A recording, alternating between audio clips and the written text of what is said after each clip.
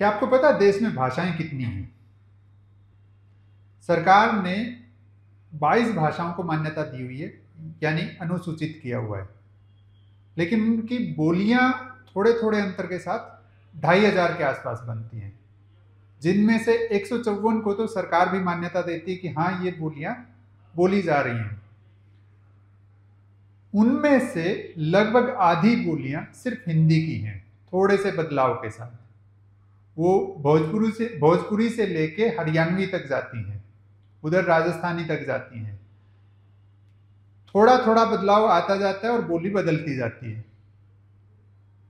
तो ये इतने बड़े अंतर के बावजूद, इतने बड़े बदलाव के बावजूद हिंदी किस तरह से विस्तार पा रही है, आज हम इसी पे बात करने वाले हैं। जिन छात्रों ने 10वीं 12वीं की परीक्षा में बढ़ाया है हिंदी का मान, अब होगा उनका सम्मान। सन्मार्ग प्रेजेंस राम अवतार गुप्त उत्कृष्ट शिक्षा सम्मान 2025। फॉर्म भरने के लिए sanmark.in पर लॉगिन करें। देश दुनिया के तमाम बड़े मुद्दों के पीछे का सच। सन्मार्ग प्रेजेंस एडिटर्स कट। नमस्कार दोस्तों, हम एक बार फिर आपके सामने हाजिर हैं एक नए मुद्दे के साथ। इस बार का हमारा मुद्दा है कि हिंदी का ब्रांड एम्बेसडर कौन। आप कई सारे नाम गिना सकते हैं जो आपके जहन में आए, लेकिन हो सकता है उनमें से कोई भी ना हो। और अभी अचानक हिंदी की बात क्यों? हम कई सारी चीज़ों पे बात करेंगे कि हम हिंदी पे क्यों बात कर रहे हैं, और हिंदी का इस सवाल का जवाब भी देंगे कि हिंदी का ब्रांड एम्बेसडर कौन। यकीन मानिए, आप बिल्कुल दिल से स्वीकार करेंगे कि हमने जिसको ब्रांड एम्बेसडर बोला है वही असल में हिंदी का ब्रांड एम्बेसडर है, था, है और रहेगा हमेशा। ऐसा कौन अमर हो सकता है कि भाई जो पहले भी था, अब भी है और आगे भी रहेगा। लेकिन यकीन मानिए, आप वीडियो के अंत तक देखेंगे कि हमने कुछ गलत नहीं कहा, सही कहा है। सबसे पहले हम बात करते हैं कि हिंदी कितने लोग बोलते हैं देश में। 2011 के आंकड़े हैं, उसके बाद आधिकारिक कोई आंकड़े इकट्ठे नहीं किए हैं सरकार ने। जब जनगणना होती है तभी आंकड़े जारी किए जाते, इकट्ठे किए जाते हैं और जारी किए जाते हैं। उस समय का सरकार का आंकड़ा था कि लगभग 70 करोड़ लोग हिंदी बोलते हैं। आज यदि हम उसमें ज़्यादा जोड़ घटा ना करें और सिर्फ ये मान लें कि 10% के आसपास बढ़े होंगे, तो करीब 77 करोड़ 78 करोड़ लोग, यानी देश की आधी जनसंख्या हिंदी बोलती है।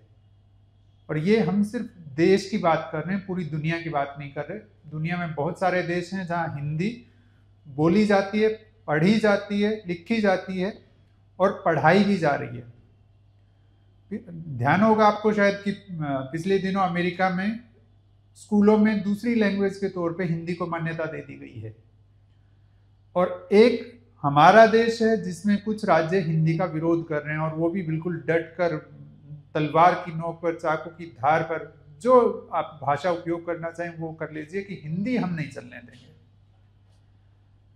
हिंदी से इतनी घृणा, इतनी नफरत, वो समझ में आता है कि उनका पॉलिटिकल एजेंडा है।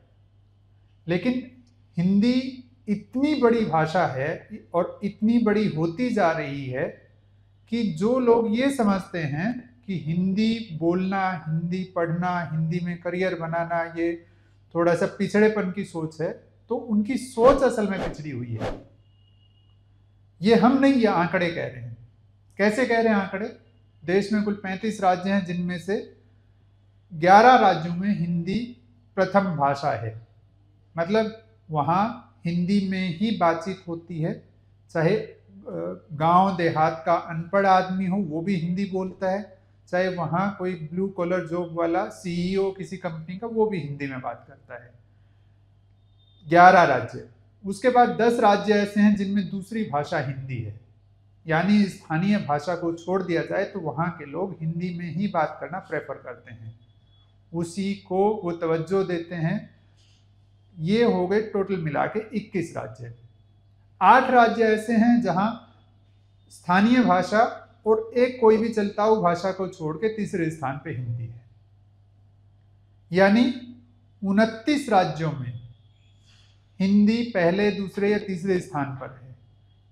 यहाँ इसका अर्थ ये भी है कि इन 29 राज्यों में आप जाके हिंदी में बातचीत कर सकते हैं, हिंदी में अपनी बात समझा सकते हैं या सामने वाले की बात समझ सकते हैं। इतनी बड़ी भाषा है। अब थोड़ी सी बाजार की बात कर लेते हैं। इंटरनेशनल जितनी कंपनियां हैं जिनको भारत में पांव पसारने हैं या पसार रही हैं, उन सबको जरूरत है हिंदी की। आप देखेंगे कि जो बड़ी बड़ी कंपनियां, इंटरनेशनल कंपनियां हैं, जो इंग्लिश से कहीं हटती ही नहीं थी, किसी भी राज्य, किसी भी देश में जाएं, वो भारत में आके हिंदी में अपने विज्ञापन दे रही हैं। ये हिंदी की ताकत दिखाता है। और दिखाए भी कैसे ना, यदि पूरे देश की लगभग आधी आबादी हिंदी में बात करती है, हिंदी बोलती समझती है, तो उन तक अपनी बात पहुंचाने के लिए हिंदी की जरूरत है। जो अंग्रेजी मानसिकता के लोग हैं, जिनको लगता है कि अंग्रेजी के बिना काम नहीं चल सकता, उनको बता दें कि देश में केवल 3.3% लोग, यानी लगभग 3.25% लोग जो हैं, सिर्फ वो लोग इंग्लिश बोलते हैं, जबकि हिंदी बोलने वालों की संख्या लगभग 50% यानी आधी आबादी है। ये इतना बड़ा अंतर है। ये उन लोगों की आंखें खोलने के लिए काफ़ी है जिनको लगता है कि अंग्रेजी के बिना देश में काम नहीं चल सकता या अंग्रेजी के बिना भविष्य नहीं बनाया जा सकता। जिन हम 29 राज्यों की बात कर रहे हैं, उसमें तमिलनाडु जैसे कट्टर विरोध, जो हिंदी विरोधी हैं, वो राज्य भी शामिल हैं। कर्नाटक जैसे राज्य भी शामिल हैं जहां कन्नड़ का बोलबाला है, जहां कन्नड़ ना बोलने पर मारपीट तक कर दी जाती है। यानी जो बिल्कुल कट्टरता की हद तक चले गए हैं, उन राज्यों को छोड़ के बाकी सभी में हिंदी बहुत आसानी से चलती है, जिसमें बंगाल भी शामिल है। बंगाल में पहली भाषा भले ही बांग्ला है, लेकिन दूसरे नंबर पे हिंदी का स्थान है यहाँ भी। ये हम एक डेटा दिखा रहे हैं आपको, वही कि हिंदी कितने राज्यों में बोली जा रही है। आप देख सकते हैं, ये हम स्क्रीन पे बड़ा करके भी आपको दिखा दे रहे हैं कि कितने राज्यों में हिंदी बोली जा रही है और किस लैंग्वेज के रूप में बोली जा रही है। जब हिंदी का इतना बोलबाला है तो उसके बाद विरोध क्यों? विरोध का एक ही कारण है, राजनीतिक। चाहे वो तमिलनाडु हो, चाहे वो कर्नाटक हो या फिर केरल हो, इन सभी राज्यों में सिर्फ और सिर्फ राजनीतिक कारणों से हिंदी का विरोध होता है। अन्यथा बहुत पहले सरदार वल्लभ भाई पटेल ने भी कहा था कि देश को एक छाते के नीचे यदि लेके आना है तो वो भूमिका सिर्फ और सिर्फ हिंदी निभा सकती है, बाकी कोई नहीं। देश को जोड़ने वाली भाषा हिंदी हो सकती है, बाकी कोई नहीं। उसका कारण सीधे सीधे यही है कि जब इतने सारे लोग हिंदी बोल रहे हैं, इतनी हिंदी समझ पा रहे हैं, तो उन लोगों के साथ जुड़ने के लिए उसी भाषा में बात करनी होगी, और वही भाषा सबको जोड़ सकती है, वो हिंदी ही है। अंग्रेजी की जहां तक बात है, उसमें यदि केरल को सिर्फ हटा दिया जाए, सिर्फ केरल की बात करें, छोटा सा राज्य है, उसको हटा दिया जाए, तो इंग्लिश बोलने वालों की संख्या प्रतिशत में मात्र 1.5% पे सिमट जाती है पूरे देश में। यह दिखाता है कि हिंदी की तुलना में अंग्रेजी कितनी हीन है, कितनी दुर्बल है। यह बताने के लिए काफी है कि हिंदी ना केवल ताकतवर है, ना केवल जन भाषा है, आमजन की भाषा है, आधिकारिक भाषा है। यदि कल किसी तरह ये बात उठती है कि पूरे देश की एक राष्ट्रभाषा होनी चाहिए, तो पहला दावा हिंदी का बनता है, और देर सवेर वो होगा भी। आसान नहीं है, लेकिन देर सवेर होगा। हम बात कर लेते हैं यूथ के हिसाब से कि हिंदी में करियर कहाँ। हर आदमी कहता है, जब भी जिससे भी बात कीजिए, कि अंग्रेजी आनी चाहिए तभी आपको नौकरी मिलेगी। कम से कम प्राइवेट स्कूल जितने खुले हैं, उन्होंने आम आदमी के मन में ये धारणा बैठा दी है। लेकिन यकीन मानिए, हिंदी में करियर के बहुत सारे ऑप्शन हैं, अपना भविष्य बनाने के बहुत सारे विकल्प हैं। सबसे पहला आता है जर्नलिज्म, यानी पत्रकारिता। पत्रकारिता आज भी हिंदी की सबसे जानदार, ताकतवर पत्रकारिता मानी जाती है। उसका कारण ये है कि जिस उत्तर प्रदेश से दिल्ली की सत्ता तय होती है, वहाँ हिंदी बोली जाती है। जिस बिहार से सबसे ज़्यादा IAS IPS निकलते हैं, वहाँ भी हिंदी का बोलबाला है। जिस हरियाणा को छोटा होने के बावजूद अग्रणी माना जाता है पर कैपिटा इनकम में, प्रति व्यक्ति आय में, वहाँ भी हिंदी बोली जाती है। पंजाब जहाँ के सबसे ज़्यादा लोग विदेशों में गए हैं, वहाँ भी पंजाबी के बाद हिंदी का ठीक ठाक वर्चस्व है। उत्तराखंड देख लीजिए, हिमाचल प्रदेश देख लीजिए, जम्मू कश्मीर देख लीजिए, गुजरात देख लीजिए, राजस्थान, मध्य प्रदेश, छत्तीसगढ़, जितने नाम आप गिनना चाहें जो किसी न किसी क्षेत्र में आगे हैं, वहाँ सब जगह हिंदी का बोलबाला है। साउथ में सिर्फ राजनीतिक कारणों से विरोध होता है, इस कारण से वहाँ हिंदी नहीं बोली जाती या हिंदी कम बोली जाती है।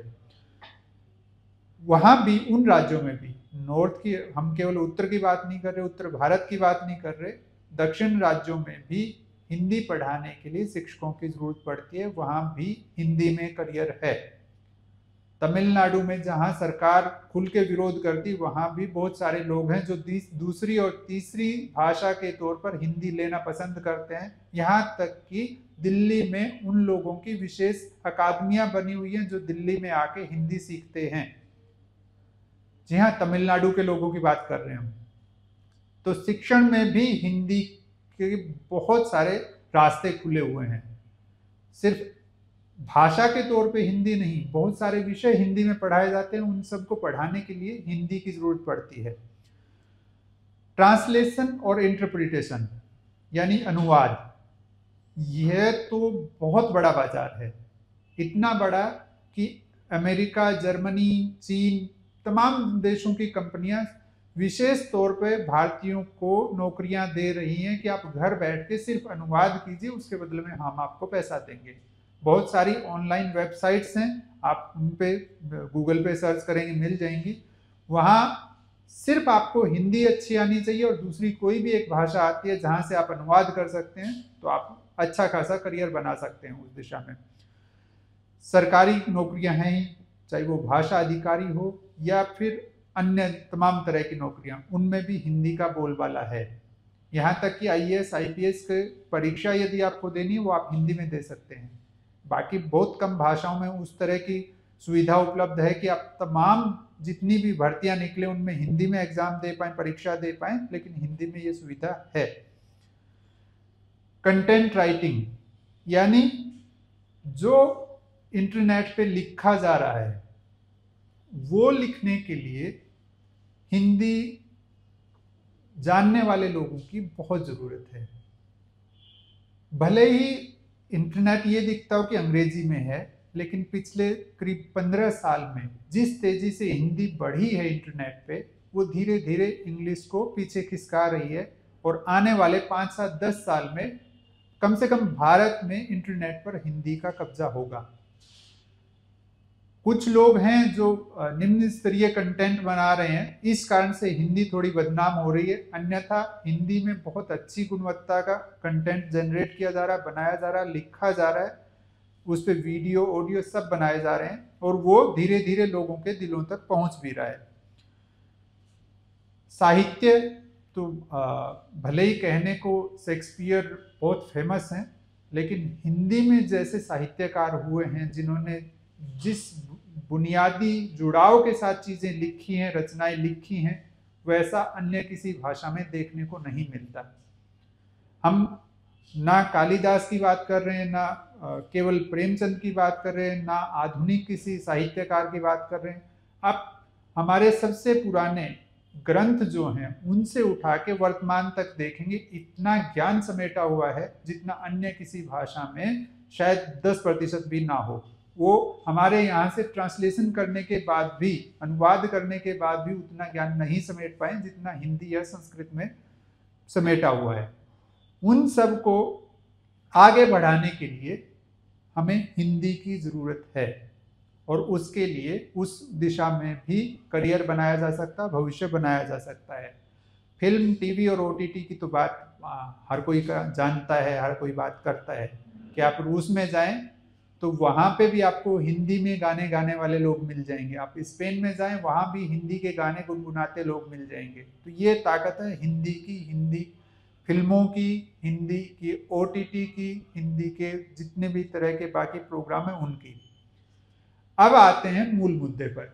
ये तो हो गया कि हमने बहुत सारे बात कर ली कि करियर भी बहुत है, विकल्प बहुत सारे हैं हिंदी में, सिर्फ ये चुनिंदा हमने गिनाए हैं क्योंकि हम पूरा गिनाने बैठेंगे तो बहुत लंबा हो जाएगा।